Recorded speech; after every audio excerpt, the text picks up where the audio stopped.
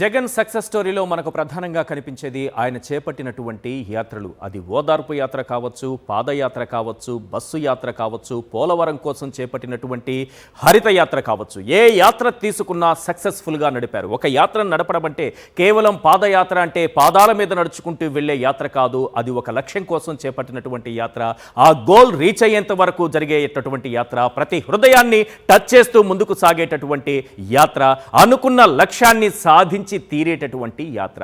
CM Jagan చేపట్టినటువంటి అనేక యాత్రల విషయం గురించి మనం మాట్లాడుకునే ముందు ఆయన 22 రోజుల పాటు సాగించినటువంటి మేమంతా సిద్ధం బస్సు యాత్ర ఏ విధంగా సాగిందో కూడా తెలుసుకోవాలి. అదొక గ్రాండ్ సక్సెస్ అయింది. యాత్రలనేవి ఆయనకేమీ కొత్త కాదు. పొలిటికల్ హైవే మీద ఆలు పెరగని యాత్రికుడు ఆయన. అందుకే ఆయన ఏ యాత్ర చేపట్టినా సక్సెస్ ఆయన్ను ఫాలో అవుతుంది. జనం కోసం ఎందాకైనా నిలబడాలి అనేది వైఎస్ జగన్ సిద్ధాంతం.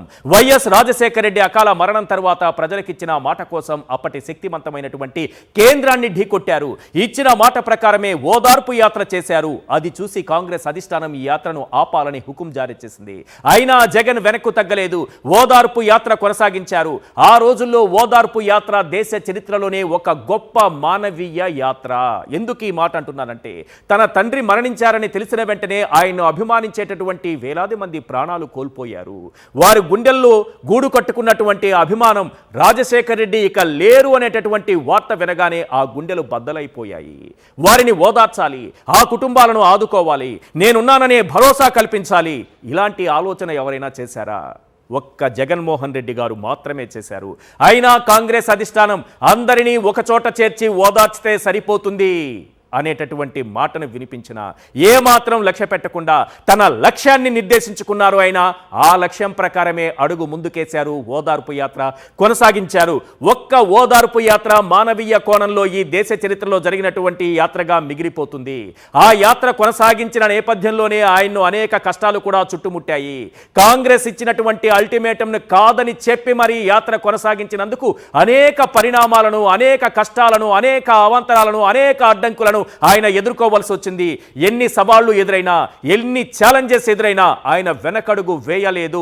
తాను ప్రజలకిచ్చిన మాట కోసం, నా తండ్రి కోసం ప్రాణాలు కోల్పోయిన, గుండె బద్దలై గుండెలు ఆగిపోయిన కుటుంబాలను నేను పరామర్శిస్తాను, ఇంటింటికి వస్తానని చెప్పినటువంటి జగన్మోహన్ రెడ్డి గారు ఆ రోజు తప్పనిసరిగా ప్రతి ఇంటికి వెళ్ళారు. ప్రతి కుటుంబాన్ని ఓదార్చారు. వారిని హక్కున చేర్చుకున్నారు. వారి కన్నీరు తుడిచారు. ఆ దృశ్యాలు ఈరోజు మనం చూస్తున్నాం స్క్రీన్ పైన.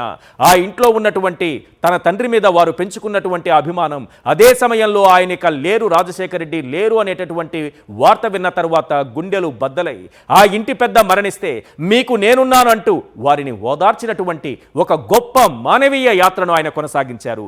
ఇది దేశ చరిత్రలోనే ఎవరూ చేయని యాత్ర. అనేక మంది అనేక రకాలైన యాత్రలు చేశారు, కానీ ఓదార్పు యాత్ర అన్నది మాత్రం ఈ దేశ చరిత్రలో మొట్టమొదటిసారిగా జరిగింది. అయితే అన్ని యాత్రలకు ఇది భిన్నమైందని ఎందుకు అంటున్నానంటే ఇది మానవీయ కోణంలో జరిగినటువంటి యాత్ర కాబట్టి.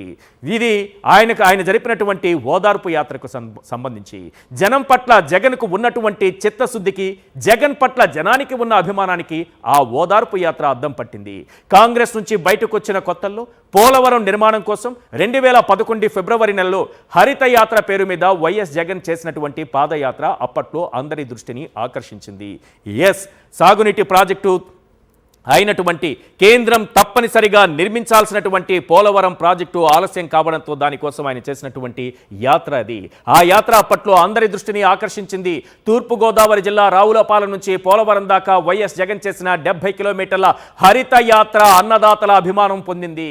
ఇక 2017లో జగన్ చేసినటువంటి ప్రజా సంకల్ప యాత్ర, మళ్ళీ చెబుతున్నాను, ప్రజా సంకల్ప యాత్ర, ఇది చరిత్రలో నిలిచిపోయినటువంటి ఒక ఘట్టం.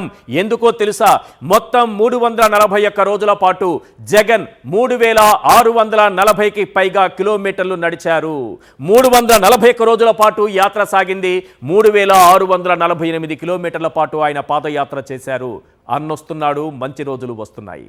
ఈ నినాదం గుర్తుంచుకోండి. అన్నొస్తున్నాడు, మంచి రోజులు వస్తున్నాయని చెప్పండి అంటూ మొత్తం 13 జిల్లాల మీదుగా జగన్ పాదయాత్ర సాగింది.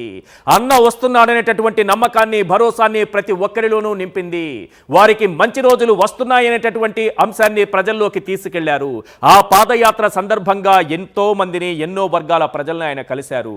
వృద్ధుల్ని కలిశారు, అక్క చెల్లెమ్మల్ని కలిశారు, అన్నదమ్ముల్ని కలిశారు, వికలాంగుల్ని కలిశారు, అనారోగ్య పీడితుల్ని కలిశారు, రైతుల్ని కలిశారు, అలాగే కార్మికుల్ని కలిశారు. ఇలా అన్ని వర్గాల ప్రజల్ని కలిసి వారి కష్ట సుఖాలను తెలుసుకుని, వారికి ఏం కావాలో తెలుసుకుని, దాని ప్రకారమే ఒక మేనిఫెస్టోను రూపొందించుకున్నారు. ఆ మేనిఫెస్టో ఆధారంగానే నవరత్నాలనే అంశం ముందుకొచ్చింది. ఆ నవరత్నాల ద్వారా ఈ రాష్ట్రం రూపురేఖలను మార్చేసినటువంటి పాదయాత్ర అది. ఒక పాదయాత్ర అంటే ఏదో రాజకీయ లబ్ధి కోసం చేసేటటువంటి యాత్ర కాదు. దాని వెనుక ఒక మంచి ఉద్దేశం ఉండాలి, ఒక లక్ష్యం ఉండాలి, ఒక టార్గెట్ నిర్దేశించుకోవాలి.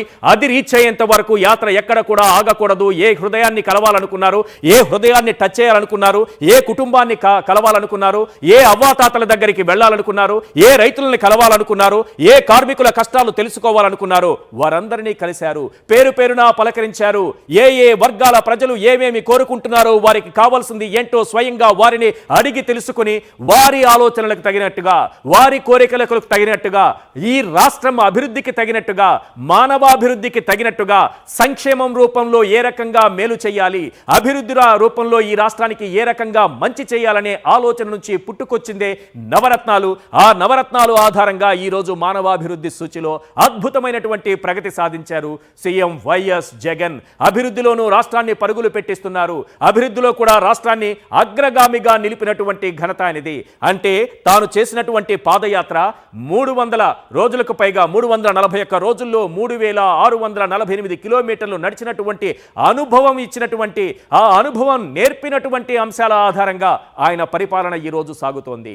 అందుకే ఆయన చేసినటువంటి ఓదార్పు యాత్ర మానవీయ కోణంలో ఆ రోజు దేశ చరిత్రలో నిలిచిపోతే, ఈ రోజు రాష్ట్రాన్ని అగ్రగామిగా నిలబెట్టినటువంటి యాత్ర ఆయన సాగించినటువంటి పాదయాత్ర. 341 రోజుల్లో జగన్ 3648 కిలోమీటర్లు నడిచి ప్రతి ఒక్కరిని పలకరించి, ఈ రాష్ట్రం కోసం ఏం కావాలో ఆలోచించి, వారి ఆశలకు, ఆశయాలకు, ఆలోచనలకు అనుగుణంగా రూపకల్పన చేశారు మేనిఫెస్టోని. అలాగే తన ప్రణాళికలను కూడా రూపొందించుకున్నారు. వాటి ఆధారంగా ముందుకు కదులుతూ ఈ రాష్ట్రాన్ని ముందుకు నడిపిస్తున్నారు.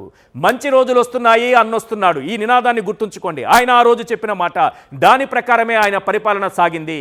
అదే పాదయాత్ర 2019లో ఫ్యాన్ తుపానుకు పునాది రాయి వేసింది. ఇక ఈ ఎన్నికల సమయంలో ఇడుపులపై నుంచి సిక్కోలు జిల్లా అక్కవరం దాకా 22 రోజుల పాటు 2100 కిలోమీటర్ల మేర 2100 కిలోమీటర్ల వరకు కొనసాగినటువంటి బస్సు యాత్ర గురించి కూడా చెప్పుకోవాలి. వైఎస్ జగన్ రాజకీయ ప్రస్థానంలో మరో చారిత్రక యాత్రగా ఇది నిలిచిపోతుంది. ప్రధానంగా బస్సు యాత్ర సాగినటువంటి తీరు చూస్తే అసలు ఇంతటి అభిమానం ప్రజల గుండెల్లో ఉందా?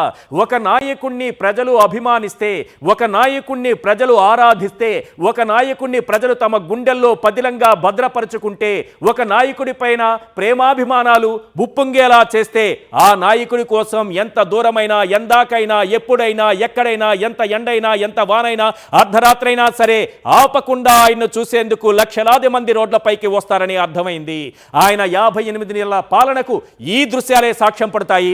ఈ రోజు ప్రతి ఒక్కరూ ఆత్మవిశ్వాసంతో, ఆత్మగౌరవంతో తలెత్తుకు బతుకుతున్నామని భావిస్తున్న రాష్ట్ర ప్రజలందరూ ముఖ్యమంత్రి యాత్రలో పాల్గొన్నారు. ఆయన్ని చూడాలని తప్పించారు. ఎంత ఎండలైనా భరించారు, ఎంత రాత్రైనా వేచి చూశారు.